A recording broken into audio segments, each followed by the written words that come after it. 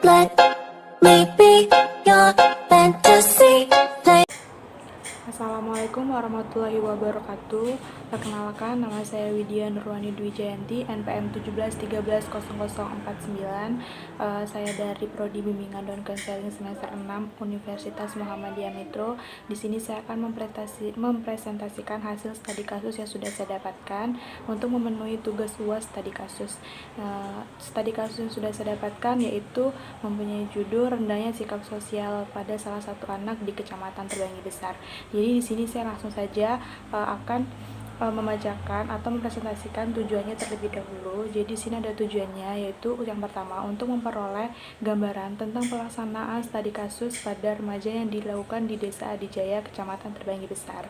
Yang kedua ada untuk memenuhi tugas mata kuliah studi kasus. Di sini lokasinya ada di Adijaya, di Kecamatan Terbangi Besar, Lampung Tengah. Kemudian daripada itu saya menggunakan metode wawancara. Di sini wawancara merupakan salah satu metode untuk mendapatkan data tentang anak atau individu lain yang mengadakan hubungan secara langsung dengan ini bertatap muka seperti itu. Wawancara dalam studi kasus itu selain dilakukan dengan siswa bersangkutan, juga dilakukan dengan guru BK tersebut. Di sini saya langsung saja untuk mengidentifikasi kasusnya. Maka dari itu saya akan menjelaskan identifikasi kasus terlebih dahulu. Jadi identifikasi kasus itu adalah menyangkut siapa individu yang diduga bermasalah seperti itu. Jadi di sini saya tidak akan memberikan data pribadi dari konseli saya. Maksudnya saya tidak akan menyebarkan data pribadi tersebut, saya tidak akan menyebutkan namanya. Jadi saya langsung saja untuk kepada intinya. Ya, oke. Di sini saya langsung saja ke data yang saya dapatkan di dalam wawancara tersebut. Jadi mendapatkan informasi tentang gambaran si individu tersebut dengan keluarganya. Jadi dari aspek sosialnya diketahui bahwa ia memiliki sikap sosial yang rendah, mempunyai sikap egois, kurang mempunyai rasa empati terhadap orang di sekitarnya, tidak pernah mengemukakan pendapat, dan bingung ketika berhadapan dengan orang banyak, atau malu ketika berhadapan dengan orang banyak. Jadi si konselor ini berasal dari keluarga yang kurang mendapatkan perhatian dari orang tuanya, dikarenakan orang tuanya sibuk untuk bekerja, dan ketika sudah sampai rumah sudah capek dan tidak memperhatikan anaknya tersebut. Jadi anak ini tidak pernah berkomunikasi dengan sering dengan orang tuanya, sehingga dia sudah terbiasa dengan kesendiriannya dan memiliki sikap sosial yang kurang baik dengan lingkungan sekitarnya. Maka dari itu klien tersebut tidak mempunyai banyak teman dikarenakan sikap sosialnya rendah dan acuh dengan lingkungan sekitarnya. Jadi saya akan menjelaskan secara jelas identifikasi masalahnya. Berbagai informasi yang telah saya peroleh melalui pengumpulan data dengan wawancara secara intensif dengan konseli, permasalahan yang diperoleh menyangkut pada bidang sosial dan pengelolaan sikap sosial yang kurang baik di lingkungan yang sekitarnya. Adapun karakteristik dijabarkan sebagai berikut. Jadi karakteristik klien tersebut adalah yang pertama memiliki sikap sosial yang rendah, yang kedua memiliki sikap acuh tak acuh terhadap lingkungan sekitarnya, dan yang ketiga kurang mempunyai rasa empati terhadap orang di sekitarnya, dan yang keempat tidak pernah mengungkapkan pendapatnya, malu untuk melakukan pendapatnya, merasa enggan melakukan mengemukakan pendapatnya, kemudian merasa malu jika berhadapan dengan orang banyak, tidak percaya diri seperti itu. Kemudian diagnosis merupakan kegiatan yang diambil untuk menetapkan faktor-faktor penyebabnya. Jadi berdasarkan identifikasi masalah itu, maka dijabarkan mengenai hasil dari diagnosis yang diperoleh, yakni perencanaan karir yang rendah, dalam hal ini dalam menentukan cita-cita si klien tersebut. Jadi di sini masa remaja adalah masa yang sangat penting bagi perkembangan pada masa-masa selanjutnya, karena masa remaja menjadi dasar berhasil dan tidaknya seseorang menjalani kenyataan hidup pada masa selanjutnya. Jadi bagaimana dia berinteraksi dengan teman-temannya di dalam masyarakat atau lingkungan sekitar gitu. Ketika masa remaja ini dia tidak berhasil untuk melakukan interaksi dengan teman-temannya, maka di situ sudah termasuk gagal untuk melakukan masa remaja yang selayaknya seperti itu. Lalu keberhasilan seseorang dalam hidupnya semata-mata tidak ditentukan oleh kepandaiannya atau otaknya saja. Masih ada faktor penting, yaitu pergaulan sosial. Nah, itu tadi yang sudah saya katakan, jika dia welcome, friendly dengan teman-temannya, maka itu membuat masa remajanya itu berhasil gitu. Jadi tidak diragukan lagi untuk sosialisasi ke depannya seperti itu. Berdasarkan data yang ada, hal ini muncul kurang lebih banyak didasari oleh keadaan kehidupan keluarga yang kurang mendukung. Jadi tidak adanya komunikasi dengan orang tuanya seperti itu. Komunikasi yang kurang efektif pun menjadi permasalahan penting. Orang tua tidak memberikan perhatian dan kurangnya komunikasi yang sudah saya katakan tadi. Anak terbiasa dengan sikap sosialnya yang kurang baik dan merasa canggung dalam berteman dengan orang banyak seperti itu. Jadi disimpulkan bahwa masalah yang dialami konseli ini disebabkan oleh faktor antara lain, yaitu ada keadaan keluarga yang kurang komunikasi terhadap anak, yang kedua ada selalu merasa malu dan canggung dalam berteman, yang terakhir selalu merasa bingung dan malu jika berhadapan dengan orang banyak. Lalu di sini ada prognosis. Prognosis di sini merupakan estimasi alternatif pemecahan masalah yang mungkin dilakukan berdasarkan hasil diagnosis.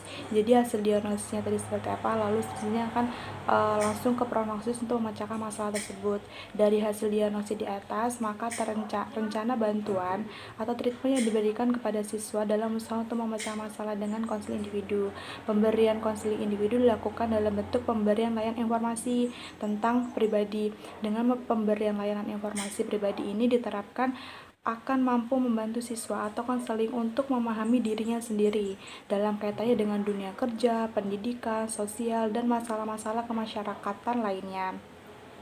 Konseling individu dilakukan untuk mengarahkan konseling bisa mengambil keputusannya sendiri seperti itu. Jadi di sini sebagai konselor hanya membantu untuk mengarahkan konseling untuk menyelesaikan masalahnya itu sendiri, untuk memilih step-step atau tahap-tahap yang akan dilakukan selanjutnya oleh konseli tersebut.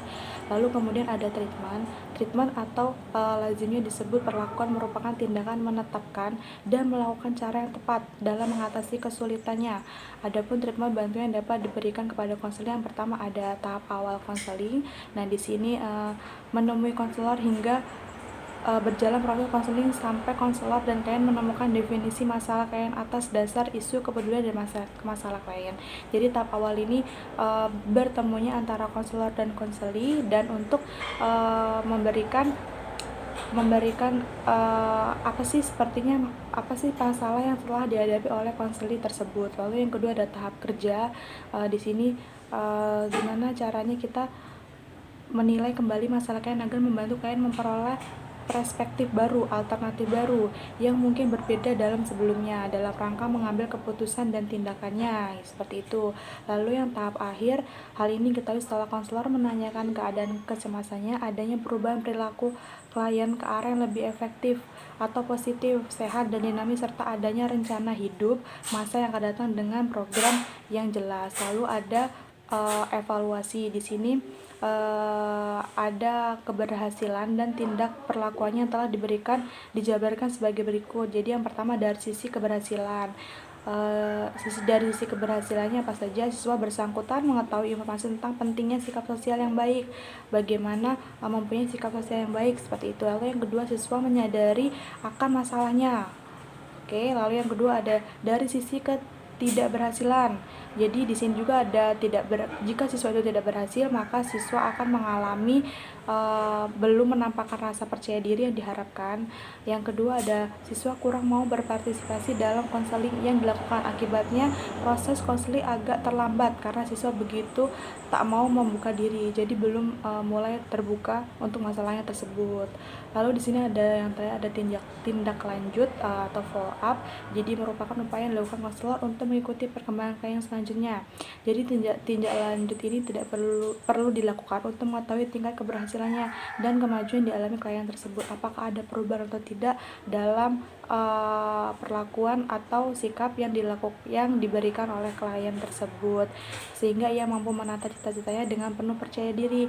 Kita pantau terus bagaimana percaya diri itu tumbuh terhadap klien tersebut sesuai potensinya, dan menyarankan kepada orang tua agar senantiasa memberikan perhatian kepada anaknya, karena perhatian dari orang tua itu sangat penting, serta memberikan motivasi kepada anaknya dalam pergaulan dengan temannya agar terjadinya keseimbangan seperti itu. Jadi itu tadi tindak lanjut. Lalu di sini saya akan menjelaskan kesimpulan dari studi kasusnya. Berdasarkan dari hasil studi kasus yang dilaksanakan di Kecamatan Terbanggi Besar, maka diambil kesimpulan sebagai berikut. Yang pertama, studi kasus adalah suatu cara memperoleh data selengkap-lengkapnya tentang individu, terdiri dari identifikasi, diagnosis, prognosis, treatment, evaluasi, dan tindak lanjut. Yang kedua, masalah sikap sosial yang kurang baik peserta didik yang buruk disebabkan oleh beberapa hal, yakni jadi masalah sikap sosial yang kurang baik ini terjadi pada peserta didik. Kenapa? Karena pertama, keadaan keluarga yang kurang komunikasi terhadap anak, kurang baik berkomunikasi dengan anak, selalu merasa malu dan canggung dalam berteman, kemudian selalu merasa bingung dan malu jika berhadapan dengan orang banyak. Lalu yang ketiga, ada bantuan yang diberikan kepada siswa yang bertujuan membantu menyelesaikan masalah klien yang telah dihadapi, yakni pemberian bantuan konseling individu. Mungkin itu saja yang dapat saya sampaikan. Saya akhiri, jika ada salah kata maka saya minta maaf. Saya akhiri. Wassalamualaikum warahmatullahi wabarakatuh. I wanna be your girl.